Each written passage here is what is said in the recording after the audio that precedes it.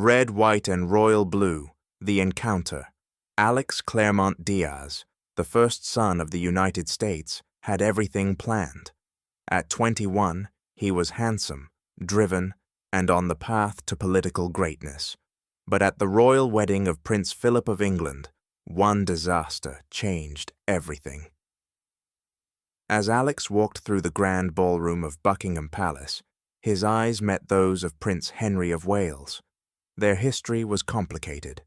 The tabloids painted them as rivals, each representing the future of their respective nations. But when Alex and Henry were forced into a staged friendship to control the media fallout after a public altercation, something unexpected began to blossom. Their first private conversation was hesitant. "So, you like American politics?" Alex asked, trying not to sound too sarcastic.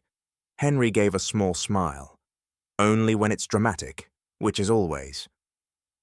That night, amidst royal protocol and international pressure, the two young men discovered a spark that would ignite a secret and potentially history-changing relationship. Red, white, and royal blue. Chapter 2. The deal. 2 days after the royal wedding, the tabloids exploded into chaos. Front pages from New York to London were dominated by one image: Prince Henry and first son, Alex Claremont Diaz, mid-argument, standing beside a toppled $1,000 wedding cake.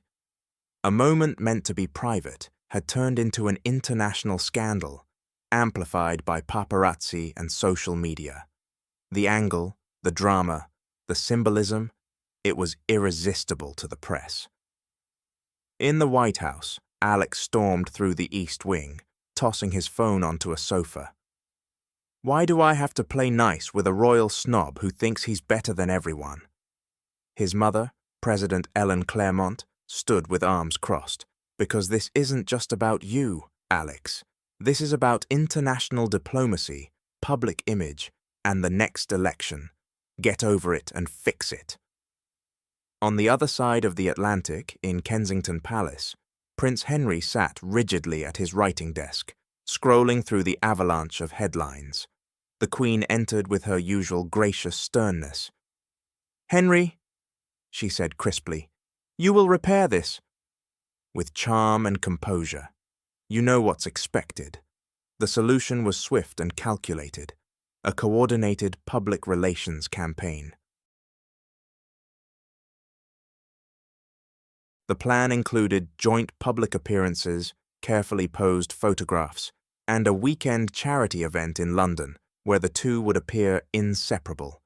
It was a manufactured friendship, a temporary truce, on paper at least.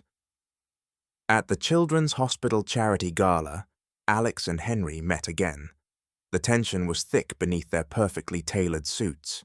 As they posed for photos beside smiling children and oversized donation checks, forced smiles told one story, while their sidelong glances whispered another. Alex muttered through his smile, "Let's just get through this weekend and go back to pretending the other doesn't exist." Henry, with an impeccably neutral expression, responded, "With pleasure." Yet as the evening progressed, something unexpected happened. A child told a joke that made Henry laugh, a real, unguarded laugh. Alex chuckled too. Their eyes met. For the first time, something genuine passed between them. Neither of them said anything about it, but something had shifted. Red, White, and Royal Blue, Chapter 3. Unexpected Correspondence. Alex didn't expect it. A week after the charity event, as his schedule resumed its usual political chaos, a single envelope appeared in his personal mail. Cream-colored, thick, embossed with the royal seal.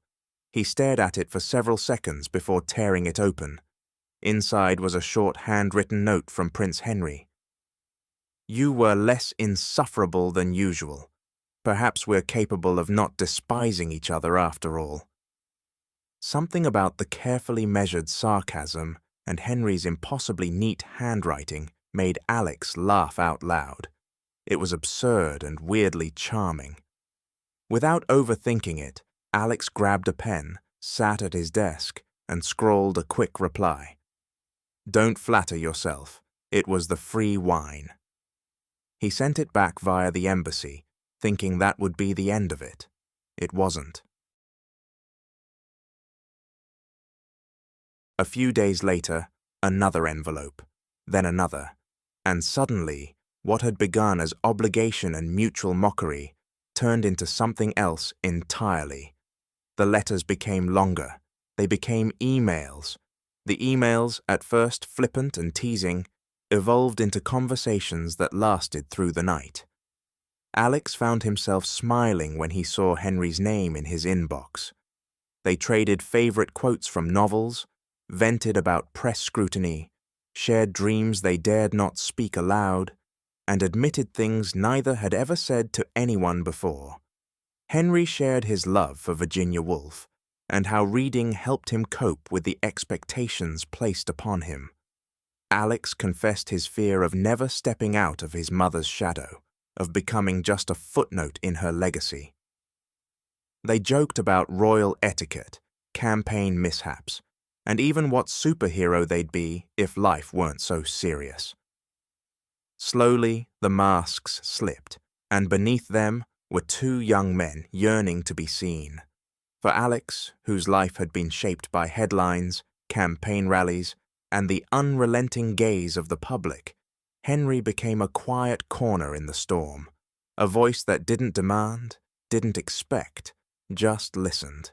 And for Henry, whose royal duties left little space for vulnerability, Alex was a rare lightness, a chaos that somehow brought clarity. They found rhythm in their exchange. Morning emails turned into midnight confessions.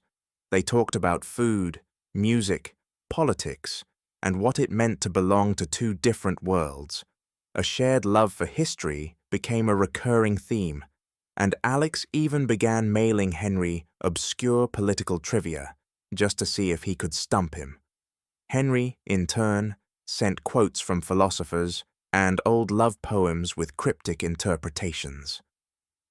One night, after a grueling 12-hour strategy meeting that left Alex exhausted and wired, he sat on his bed in a hoodie, laptop balanced on his knees. He reread Henry's last email, which included a quote from Oscar Wilde and a cheeky commentary about the absurdity of royal ceremonies. There was something deeply comforting about how Henry blended wit and warmth. His fingers hovered over the keyboard. Then he typed, "Do you ever think about what we'd be if things were different?" He hesitated before hitting send, heart pounding in a way he hadn't felt in a long time. The response arrived early the next morning, simple but striking. "All the time." That message lingered in Alex's mind all day. A connection that had once been staged was now startlingly real. It was thrilling, it was terrifying, and it was entirely, completely undeniable.